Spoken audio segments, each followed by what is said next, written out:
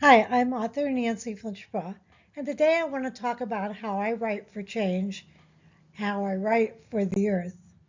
As I considered the 6 books that I've written in the past 12 years, I was thinking a while back and I was realizing one of my underlying motivations has been to write for change. When I published my first book in 2012, I started a business called Spiritual Seedlings and identified my goal to be writing to scatter spiritual seeds through my writing and speaking and also leading contemplative retreats. And I believe that seeds are agents of change. Through my life, I have considered that my purpose is to serve God and people, to work for justice, peace, and the earth from a Christian contemplative heart space. Seeds have also been planted within me, particularly when I went through training with the Shalem Institute for Spiritual Formation in 2011 and 2012. I took a class on spiritual ecology and began to listen to the Anchuar people in Ecuador who say that we must change the way we relate to the earth. I also read a book called Spiritual Ecology, edited by Llewellyn Von Lee. It talks about the cry of the earth, written from prophets and teachers from all the major world religions, telling us that today we need to listen to the earth crying out for change. We must listen to the earth crying out because the earth is heating up. 2023 was the warmest year since global record keeping began in 1850 by a wide margin. We know that the largest source of global warming pollution is the burning of fossil fuels. As Pogo once said, we have met the enemy and it is us. We humans are spewing 152 million tons of man-made global warming pollution into the thin shell of our atmosphere every 24 hours, treating our Earth atmosphere as if it were an open sewer. The number and severity of extreme weather events is increasing dramatically. Wildfires are burning across the United States and around the world. Hurricanes and flooding are devastating coastal areas. The ocean temperature is rising. The ice caps are melting at an unprecedented rate.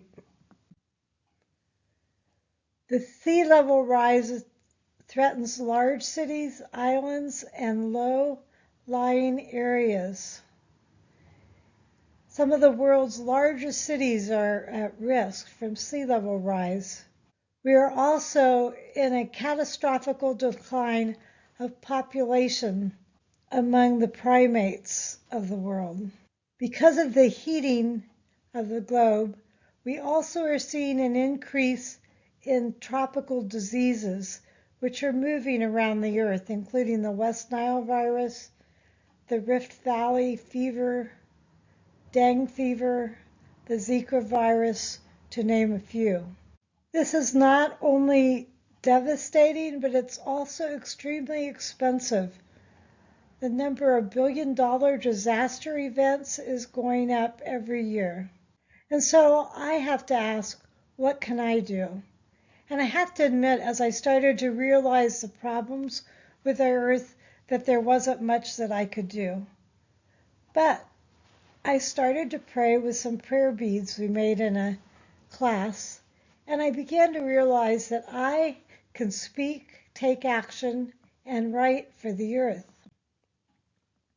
My first book I wrote for peace and nonviolence in 2012. So then I decided I will begin to incorporate the earth issues into my writing.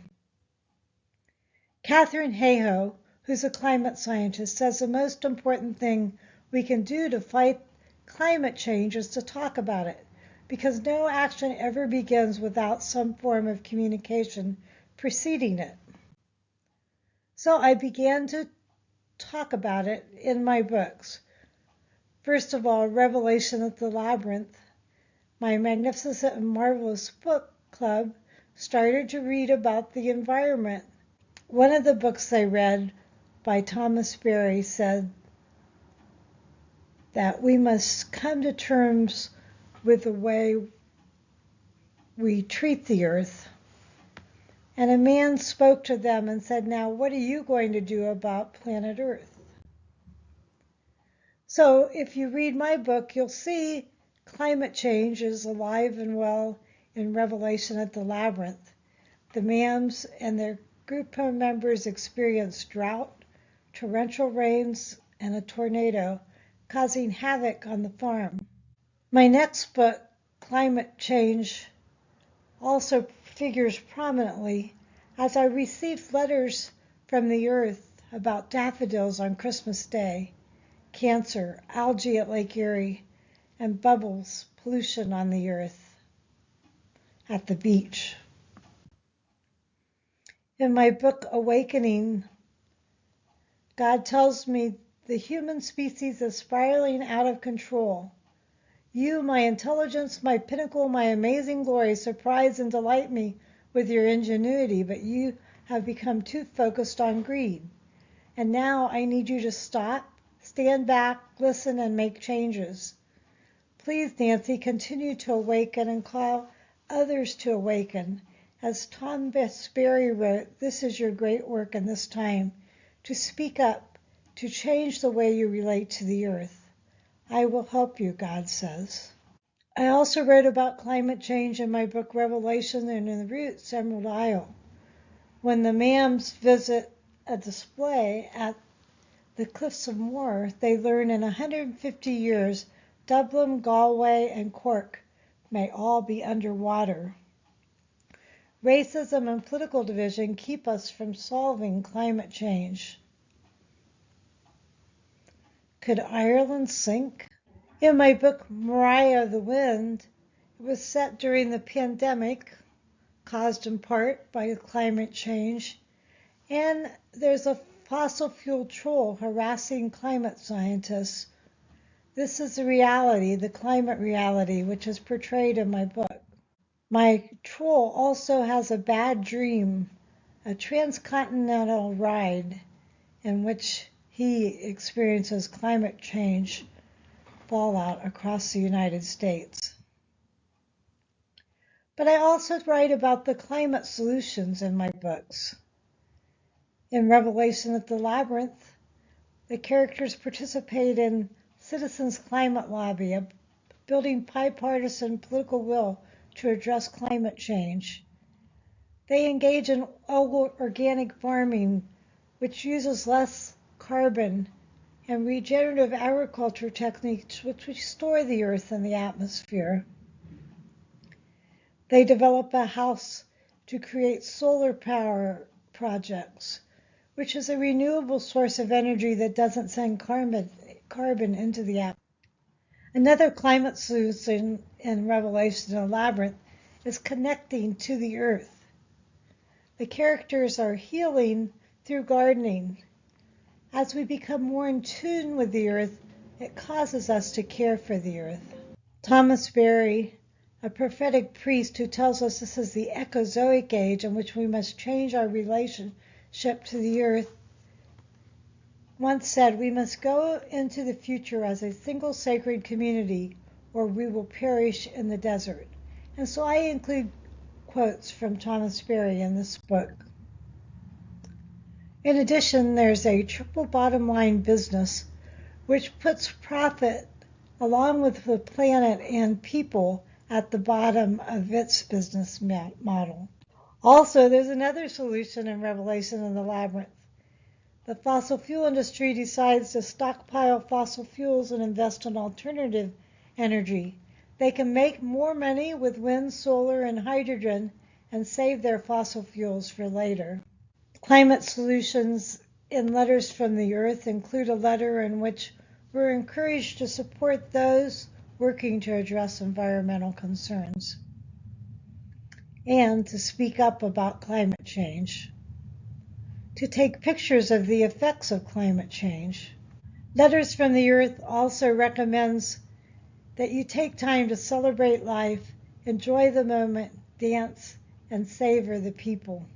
In my book, Awakening, climate solutions include meditating and spending time in silence, letting go of your thoughts, practicing Lectio Divina with the earth, to listen to the earth's solutions, to walk the labyrinth. As you walk a pattern from nature, it calms yourself and helps you connect with the earth. And another solution in this book is to develop a contemplative action group to take action for the earth. In Revelation in the Roots Emerald Isle, one of the climate solutions is to start working to listen to people with whom you disagree and find commonalities so that you can build bridges across political differences.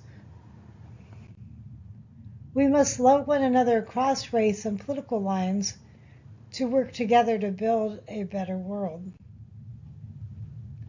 And finally, in Mariah of the Wind,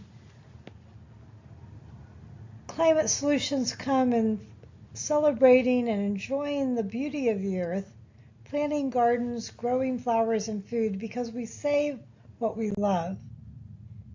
And you'll meet wind scientists doing research, building smaller windmills to fuel homes, alternative energy that won't burn fossil fuels. Also, you'll find that we must repent of spreading untruths about the climate problem and harassing climate scientists. We need to start to tell the truth about our very serious problem. Also in Mariah of the Wind, you'll find innovation in farming techniques incorporating alternative energy, organic technique, and regenerative agriculture. Also, in this book, we honor the Native American tradition of considering 7 generations in all decision-making for the earth. And finally, the book calls us to love one another, reunite our families, and work together to address climate change. So I encourage you to read my books. You can find them all on Amazon. And follow me on Facebook, YouTube, Instagram, and TikTok. But more importantly, I invite you to join me. Speak up about climate change. Write for change in the way that we are treating the earth, and act for the earth. Connect with the earth, spend time in nature, listen to God's creation, become involved politically in speaking for the earth, join Citizens Climate Lobby, change your personal use of fossil fuels, electrify, simplify, ride a bike. Follow this podcast on Spotify, Amazon, and Apple. And if you also write for change and would like to contribute, contact me at nancy.flinchbaugh@gmail.com. Thanks for listening and have a great day.